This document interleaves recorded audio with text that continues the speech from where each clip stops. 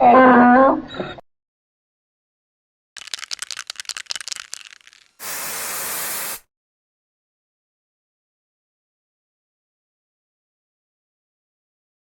there's a bit of a salty debate going on right now that we agreed we wanted to discuss and get it out of the way before it takes over the entire show this week. Yes. Oh, yeah? Yeah. So since we're starting up, we're a YouTube startup. Yeah. Not solely on YouTube, but that is our major representation online right now. For videos, it is pretty all much the representation at the moment. Pretty much anybody coming in this week for the show is probably going to want to know what we're saying or what we're thinking about the current reworking of YouTube and its monetization rules. Mm-hmm. Because it's being discussed everywhere. And since we fell on the bandwagon for No Man's Sky and made 6 shows in a row about that, we're probably going to end up having to stick with the bandwagon and talk about this. Unfortunately, it's something that's kind of polarizing. So we want to, if we do express an opinion on the show, I want it to be as concise as possible. It has to be concise. Well, you know what I have to say in regards to all this? Yeah. It's like I kind of understand the policy, but fuck YouTube for not properly letting us know about this, because we got hit sneaky by this on one of our first videos. I understood that this was up there as a policy, okay, but when they just like ninja demonetized the video and I had to go back into one of the would you rathers and change some tags for it to become remonetized, I still said the same bullshit in the video, but oh no, the tag is what caused it to demonetize. I was like, I laughed about it and said, okay, fine, learning experience, but still, part of me is like, fuck you, YouTube.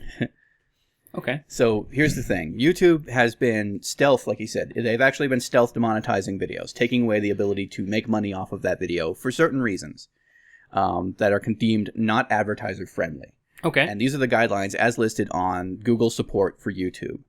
Not advertiser friendly includes, but is not limited to, sexually suggestive content, violence including display of serious injury, inappropriate language including harassment, profanity, and vulgar language, promotion of drugs or regulated substances, and then controversial or sensitive subjects and events, including subjects related to war, political conflicts, natural disasters, and tragedies, even if graphic imagery is not shown.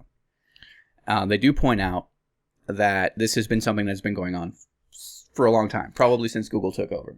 A year. This has been going on for a year before they decided to start notifying people that their videos have been demonetized. Oh, so that would explain why all those funny anime things I post on our site keeps getting taken down, probably because of this? No. That's probably because they are, if they are just that's different. That's reposting of a broadcast without proper licensing. That's copyright stuff. That's copyright stuff.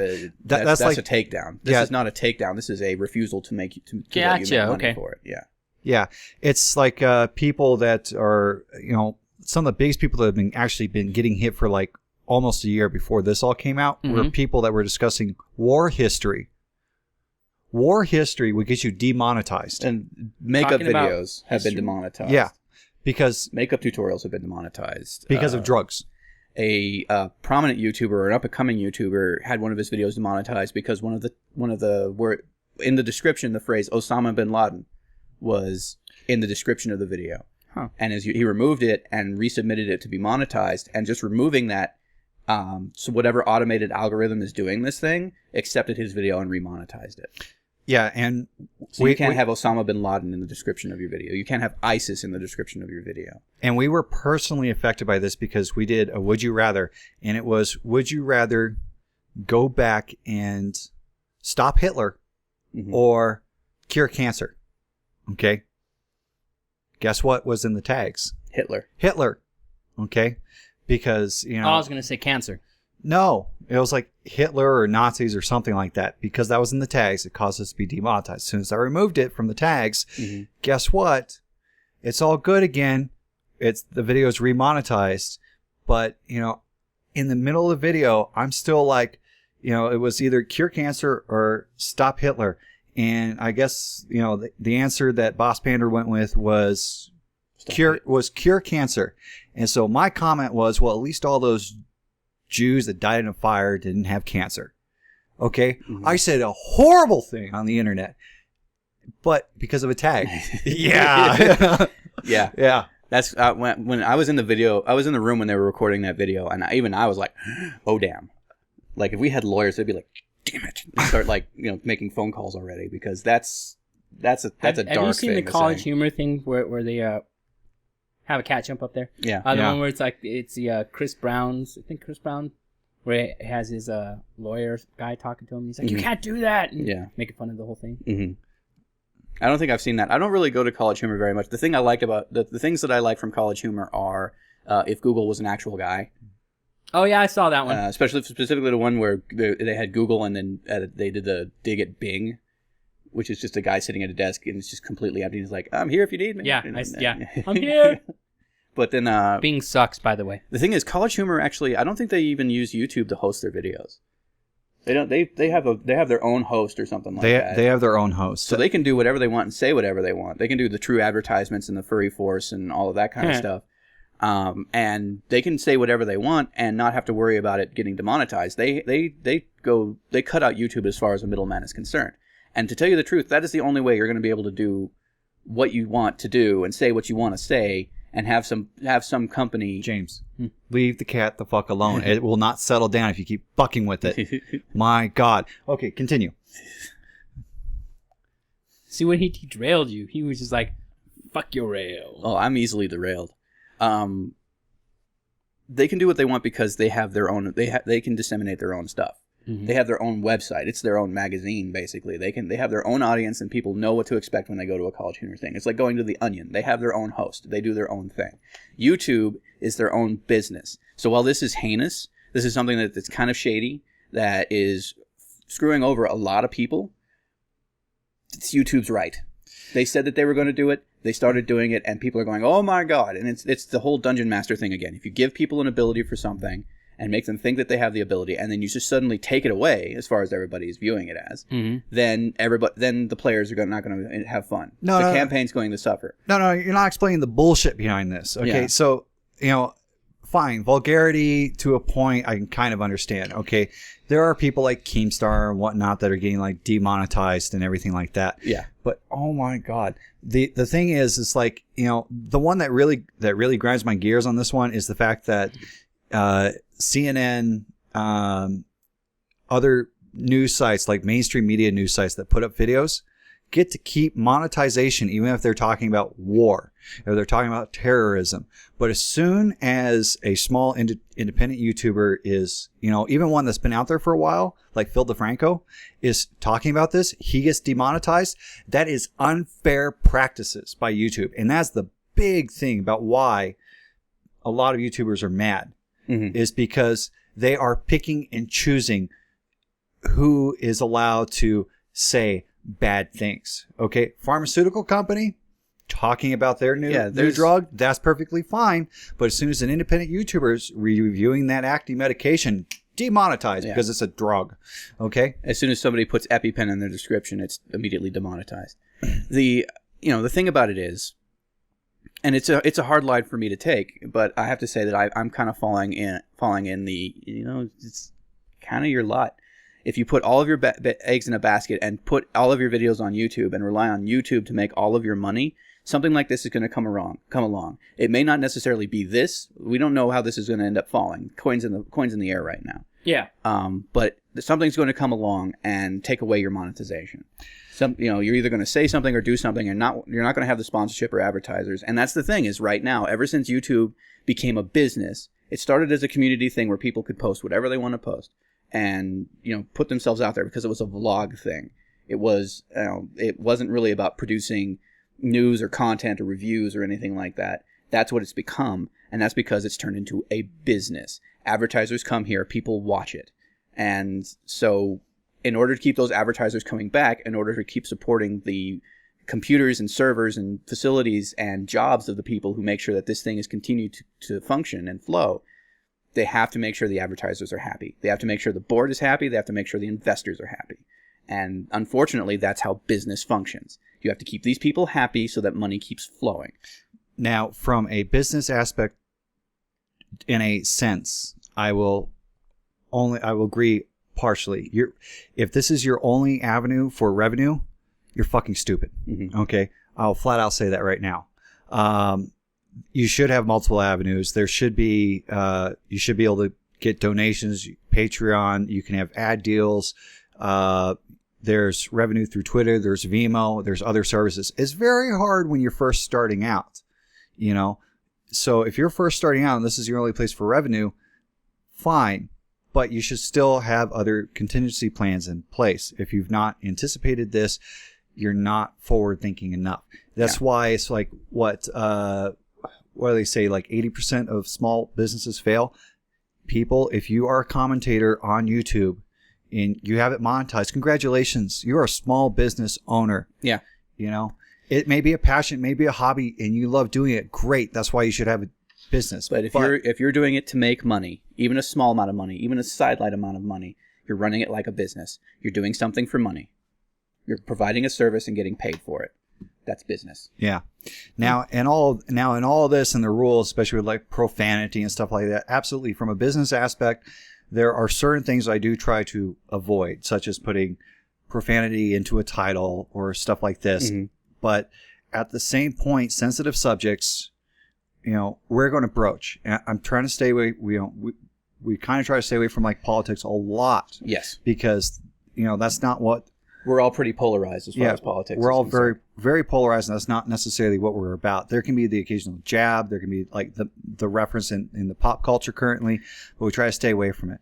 But those are business decisions that we are making. Mm-hmm. As far as some of the things we say, such as, you know, me, you know, calling R2-D2 a rapist, you know, because he's sticking his probe in all the sockets and disabling their robots and going to town. He's hacking. Yeah. Yeah. Robot hacking that's us. Yeah. You know, we are going to say these things, you know. And the funny thing is even on Facebook, I saw this because I linked in the thing I said this week we discovered that R2-D2 is a sexual predator, and we learned the joys of man titties. Okay? Mm-hmm. Or old man titties. Because that's what Little James was on Storm Drain was going off about, you know. Are we talking like the Bantha? Yeah, the Bantha Wrangler. Where we were going through the Bantha. I should really watch the Storm Drain stuff. Yeah. So the point that this brought up in my head is if you're worried about these guidelines here, walk into any brick and mortar or professional space. Seriously, walk into any business, small or big, and see if they are being sexually suggestive, talking violently with each other, using inappropriate language, or promoting drugs or regulated things like that. I mean, unless the business is some way based around these kind of things, you're not going to see that in a professional space. You're not going to see that in a small business. Controversial or sensitive subjects, these are the things best described in a commentary sense or in a private water cooler kind of discussion. This is not something you have board meetings over. This is not something you take to a client. This is not something that, you know, and that's essentially the relationship that we have here. We are providing the service. You, the viewers, are our clients. We tell you what you're to expect. You come back and watch. We will be crass, though, because, I mean, that's how we are in general. Now, when it comes to the actual, you know, review side, yes, we do really try to tone it down. When it comes to anything on the Jenny Fedora channel with Let's Plays and whatnot, you know, if we want, you know, to say something that is offensive, guess what? A lot of gamers talk like this. I mean, James, how many times have you heard about, you know, some 8-year-old kid on Halo or something saying, you know, go fuck your mother. Okay. What are you talking about? I'm a saint. You're a saint. People are saints. Well, yeah, he's talking about the other people players. Are he doesn't care. Saints online. They're just like, gosh darn it. You're being sarcastic. Wow. Yeah. There's a reason I don't go play things like there's a specific reason why I don't go play things like Team Fortress 2 or Halo or any of the online competitive. I just figured because you sucked at them. I do. That's one reason. The second reason is because the other players don't give me a chance to improve. They take advantage of the fact that I suck. Yes, they do, yeah. And the third reason, and the specific reason why I don't turn on any sort of public voice, is because it's that constantly screaming into my ear. The 9-year-old going, the 9-year-old, you're a faggot, your mom, you know, I fucked your mom, whatever. Yeah. I don't want to hear that when I'm trying to play a video game. If any video game had the dialogue of I fucked your mom, you're a faggot, just as a part of the game dialogue, and you had to hear that repeated over and over and over again every time you played it, you wouldn't play that video game. Depends. I hate Some to say people this, will. when I was doing graveyard shifts back in Ohio when I lived there for a while, I played Halo 3. And you heard that all the time. I heard that all the time. Yeah. But I also pissed off a lot of people.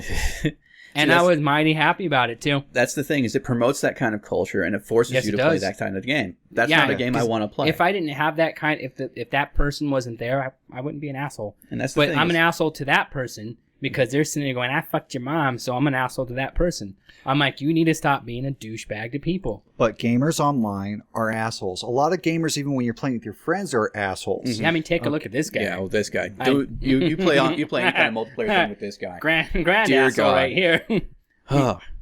I'm proud of being a grand asshole. Okay, Yeah. so The Duke of Assholes. the Duke of Assholes. Yes, there's a reason why I tell people it's like Boss Bander's like, I don't get it. You have so many friends, and I'm like, well, it's because I'm a reasonable asshole. You know? It's an entertaining thing. Yeah. Yeah. But no, when it comes down to it, I mean, we we identify this to a point. It's frustrating that they seem to be cracking down on it more. And at the same point, I'm not going to censor myself, because this is what gamers are like, and we want to share that experience with you. And if you get offended by the way gamers talk, don't watch Let's Plays. Yeah. There's a fine line. Don't play games. There's a fine line here, and the fine line comes between how professional you want to act in your endeavors online, and that actually does affect how many viewers you get, and whatever is the popular way to present these things. Because sometimes the popular way to present these things is crass and vulgar. Right. That's kind of how things functions. Now, granted, there is a certain level, a certain break between the audiences where some go looking for this vulgar, crass content. And it's true, you do. And then some go and don't really care or are more enticed by the professional content that isn't crass or vulgar. That they just want to kind of go and see something that's affirming or relaxing, and they don't necessarily want to see something that incites them or aggravates them. That right there actually has me annoyed with YouTube in another aspect. The fact that they are picking and choosing which videos get views on their homepage and whatnot. Because basically they can determine what videos get shared out to people and recommended. So granted, we've seen this. I'm assuming that this is kind of a thing. We've both seen the same video about this. Yeah. And I've only seen this come from one source. And now, if you were to tell me that YouTube is picking and choosing which videos are successful, essentially, that get the most views, they're the ones who decide what goes up on the homepage and what goes up in the recommendations whenever you're watching a video. So they decide which videos actually get seen. You'd be like, okay, well, as long as it's fairly attributed. Does that mean that I'm not going to get any more videos? See, that's the thing, though. If I'm doing this, does that mean I'm going to get videos based on what they think I like? Yes. Yes. So is that the reason why I keep getting like, this is what hell looks like? Yeah. And I'm like, Yes. I didn't even ask for this. I didn't ask. Yeah. I didn't You're ask watching for game videos, they show you game videos. You're watching makeup videos, they show you makeup videos. Google is TiVoing you. Yeah, they're showing you stuff that they think very you're going to terribly watch. TiVo.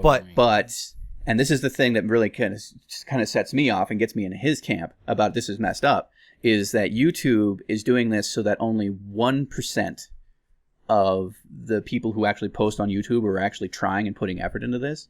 Like 1% of the people are actually getting more views, 100 times more views, hundreds of times more views than people who are, getting like 50% of the traffic. Or these people are actually trying. They have viewers. They're actually putting stuff in. They are better off than we are, and they aren't getting anywhere near the representation as people in the millions of subscribers. And just because you break some magical glass ceiling, all of a sudden YouTube starts putting your videos in front of more people. Right. And it's, for those people in like the 5,000 subscribers, even 100,000 subscribers or 250,000 subscribers, I mean, it is a daily effort struggle, until you get up to a certain point. But a lot of those are starting to get like very business savvy, where you have in-ad reads or they have sponsorships, they go through other avenues to help generate income. But still, it's very hard to see people actually doing this, for enjoyment and doing it full time, because, pretty much 95% of YouTubers out there have to have a full-time job, and it's one of those things where we wouldn't be able to do this if we didn't have jobs ourselves. And we appreciate the support that we do have, even for the small number right now of viewers. Yeah, but at some point there's another cutoff. And unfortunately, the hard line here is you have to decide whether your full-time effort, all of your stuff is going to go into making money off of the internet and not YouTube specifically. Once again, we go back to if you're using YouTube as your sole source of income, you're either not fully utilizing yourself or you're an idiot because you can't put all your eggs in one basket. Or maybe they're just unaware. But the other hard line is there has to be a cutoff. There has to be a certain point in time where so many people are looking at you that advertisers are interested in advertising with you. And, you get sponsorships and you can ask for donations, even just as saying, hey, you want to pay my rent? Here's a place. Here's a Patreon. Here's a Kickstarter. Here's a GoFundMe. But there's some cutoff where you're getting so many views, so many subscribers, and it's still, and that should be the point where it's like, okay, I can actually go full time with this. Okay. And I think we set that at what, like 250,000, 500,000, something like that? Something like that, hopefully. Yeah. So hopefully, if we get to that point, we can actually call this self-sustaining and then some. That we can actually start paying talent for being on the show here. Right now, everybody is doing everything that you see on the show and everything that we do here is completely voluntary. It's something that we do with our spare time, with our spare equipment. Only a little bit of money has actually gone into specifically this channel. Well, money has gone into the channel, but it's a labor of love at this point. Yeah. It's like a hobby, but at the same point, we're making sure that we approach this like a business too, because we don't want it to turn on its end and all of a sudden, if it blows up, we're not prepared. But we set a cutoff point. We set a point where it's like, if we get this popular, then we can call it that. We can say it's a full-time effort. I've already started making this a full-time effort. I didn't really have anything else to do. So the bulk of my week is spent coming up with content or ideas or editing or something, and I'm full-time devoted to this channel, to both channels and podcasts that I do. But we have since learned, based upon this video, if this video is actually accurate, we haven't fact-checked it as far as I can tell, that if we hit that cutoff, we're still not successful. We won't be successful. We can't be successful because of the ceiling that's been installed. This algorithm that is supposedly deciding who wins and who loses. And I've said it before, and when people ask me, when I tell them I'm a YouTuber or I'm actually trying to make money off the internet, and they say, oh, that must be going well for you. I'm like, no. Basically, it's like asking to win the lottery. Yeah. So it's going to take a lot of effort for us to build community, and so we appreciate the people that are tuning in right now. Yes, thank you. And if you really do like what we're doing, do share it out. Yeah. We're doing this for ourselves. Like, comment, subscribe, let us know. And we're also doing it, for the people that like, what they see. And if there's anything that you do want us to see, to do, you want to see us do something because you like our style. You want to hear our opinion on things. Let us know. Yeah. Either A, in the comments, or you can go to the About page and, our email address is there. And you can send us an email. There is somebody always around there. There's somebody around on Twitter. There's somebody around on Facebook. And our largest presence right now is on gab.ai. On Gab, we have a presence there, and we're always trying to keep watch. So, all right. We're gonna shut down this. Let's actually record the episode. Yeah, we're gonna shut down this rant. And that was the sound check. Okay. Yeah. All right. Get started on some real things. Cool. All right. I'll agree with you on Yasha because that one is kind of repetitive. It is just the same fucking thing over and over again. Now, this is a game that you can, like most of the other kind of mining crafting